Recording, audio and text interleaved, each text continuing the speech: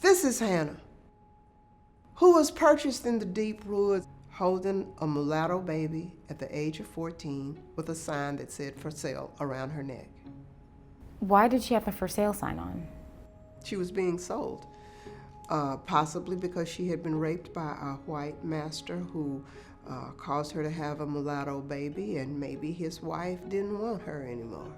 And when the Washington West family was attempting to cross the Mississippi from Tennessee to Texas, Mary Willour West got down out of the wagon and told her husband, "I want you to buy that girl." And he took up a collection among the travelers, the wagon train travelers, to purchase Hannah in 1854 and settled in Sweet Home. This is my great-great-grandmother. Do you know where they were on June 19th, 1865? Yes, they were in Sweet Home, Texas.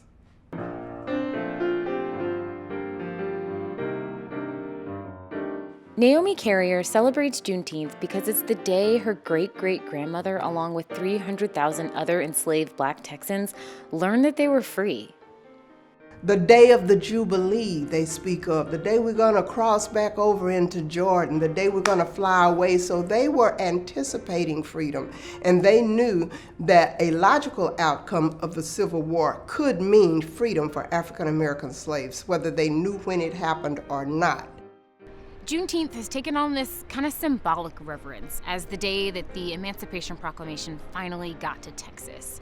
But in reality, the Emancipation Proclamation didn't actually end slavery, and neither did the Civil War. People did.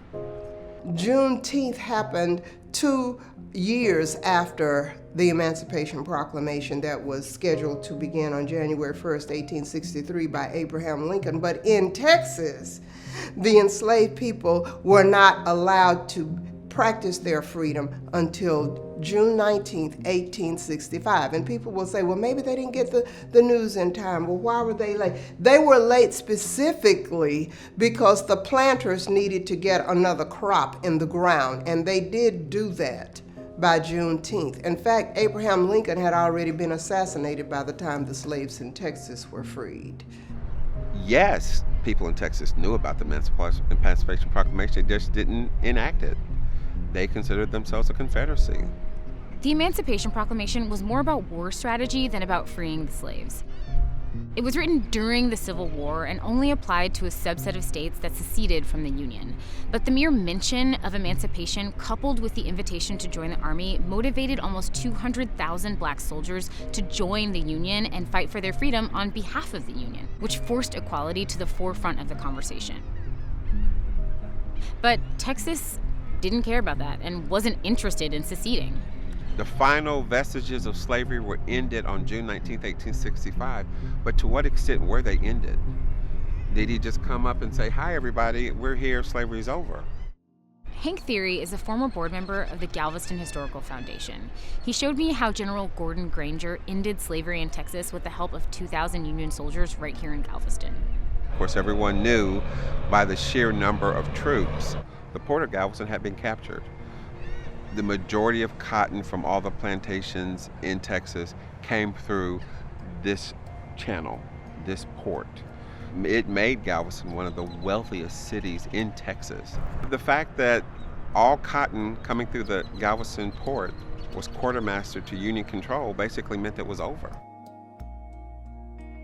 The way the story is told, they left from this ship channel, roughly this general area, into downtown Galveston, where they entered the intersection of 22nd Street and the Strand.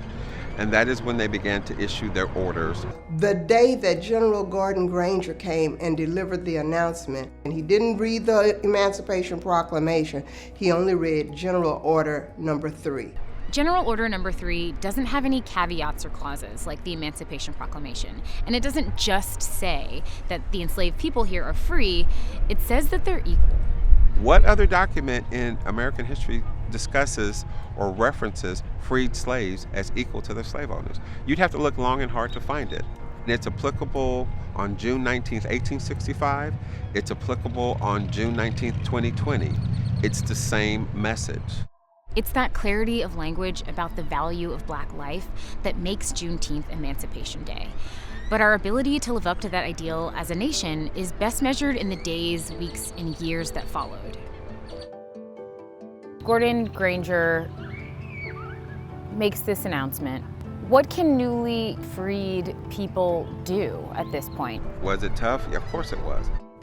And so when that particular announcement came, slaves in Galveston and all through Texas City, League City, other small towns and cities coming north from Galveston began to leave a place where they felt there was no opportunity. They began to seek freedom.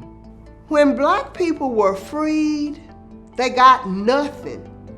You got no wagon, no horses, no land, no tools, and most of all, no education. You're looking at a Confederacy that doesn't want to yield and accept defeat. The military, who doesn't really have any real affinity for black people, we're just ex-military. And then you're looking at the freed people who have to protect themselves from the awful violence that was prevalent against them at the end of the Civil War. In some ways, it might have been just like running away on the Underground Railroad. And that was a trail of emancipation. Earlier this year, Congresswoman Sheila Jackson Lee co-authored a bill to start the process of making the Emancipation Trail a national park, documenting the pit stops, grave sites, neighborhoods, and towns where newly freed black slaves, against unimaginable odds, made a way for themselves. It tells the story of these freed slaves as they made their way through all those small cities into Freedmanstown, Independence Heights, the first African-American city, and then to Emancipation Park, right in 3rd Ward.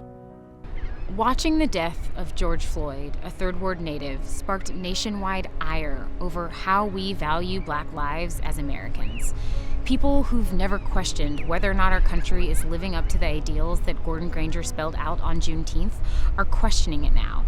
And for Congresswoman Sheila Jackson Lee, the Emancipation Trail is part of the answer. Why is it important that the Emancipation Trail be memorialized that way?